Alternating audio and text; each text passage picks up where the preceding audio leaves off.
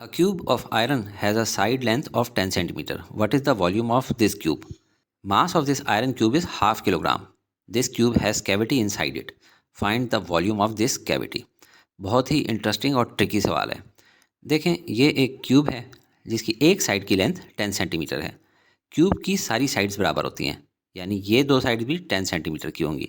तो जब तीन साइड्स को मल्टीप्लाई करते हैं तो हमें इसका वॉल्यूम मिल जाता होता है। तो अब पूछा जा रहा है कि what is the volume of this cube. तो वी टी मैंने लिख दिया कि total volume of this cube. फिर बताया जा रहा है mass of the iron cube is half kilogram. ये जुमला लेके आपने कंफ्यूज नहीं हो जाना। पूरा जुमला आगे देखते हैं तो लिखा हुआ है this cube has cavity inside, यानी इस क्यूब के अंदर हॉलो स्पेस है जिसको कैविटी कहते हैं। और जो ये बाकी आयरन का हिस्सा है इस सारे का मैस वो बता रहे हैं हाफ के जी है। तो हाफ के जी मतलब 0.5 के जी। तो पूछा जा रहा है कि जो अंदर कैविटी है, खिला है, इसका कितना वॉल्यूम है। तो इसको हम वी सी कह देते हैं, कैविटी का वॉल्यूम। अब डेटा नोट करें। Length of iron cube, length कितनी है 10 सेंटीमीटर।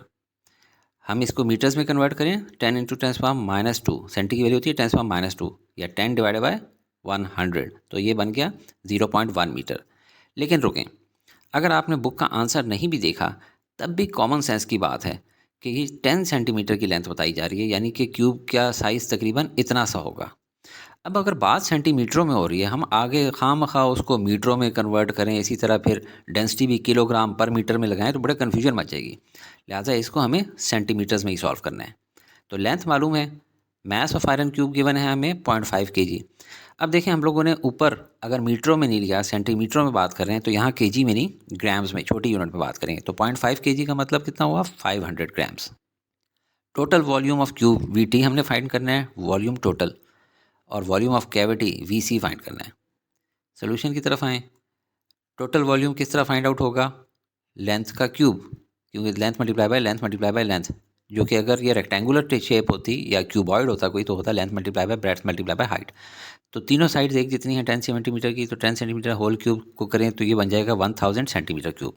हमने फाइंड करना है कैविटी का, लेकिन वो तब पता लग सकता है जो इसके अलावा सिर्फ आयरन जो बचती है उसका कितना वॉल्यूम है। तो वो हम लोग फार्मूले की मदद से फाइंड करेंगे। फार्मूला हमारे पास क्या होता है, density is equal to mass per unit volume. तो अगर हमने वॉल्यूम निकालना है तो वो हो जाएगा मास ओवर डेंसिटी। मास हमें गिवन है 0.5 kg, जिसको 500 ग्राम हमने लिखा था। और डेंसिटी हमारे पास क्या है, नहीं गिवन क्वेश्चन में। आपकी बुक में एक ये टेबल बना हुआ है, इसमें डेंसिटी ऑफ आयरन गिवन है 7900 किलोग्राम पर मीटर क्यूब। लेकिन अभी हम लोग सारी बात कर रहे हैं ग्राम्स में और सेंटीमीटर क्यूब में। तो इसको कैसे कन्वर्ट करें।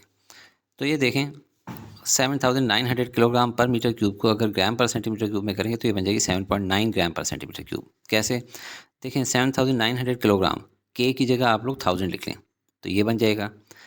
और 1 मीटर क्यूब से ये वैल्यू कैसे आई है, इसको ज़रा समझ लें। ये 1 मीटर क्यूब है, यानी कि ये साइड भी 1 मीटर, ये साइड भी 1 मीटर और ये साइड भी 1 मीटर। तो 1 मीटर में कितने सेंटीमीटर होते हैं, 100 centimetre.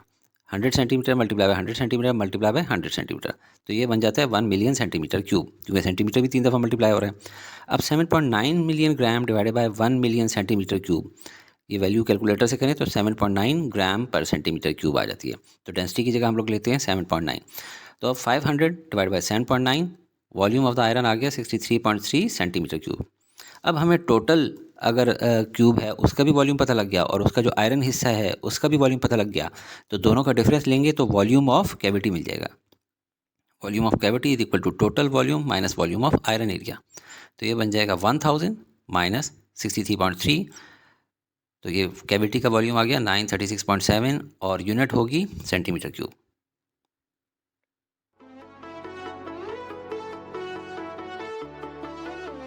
Study with me, a learning experience.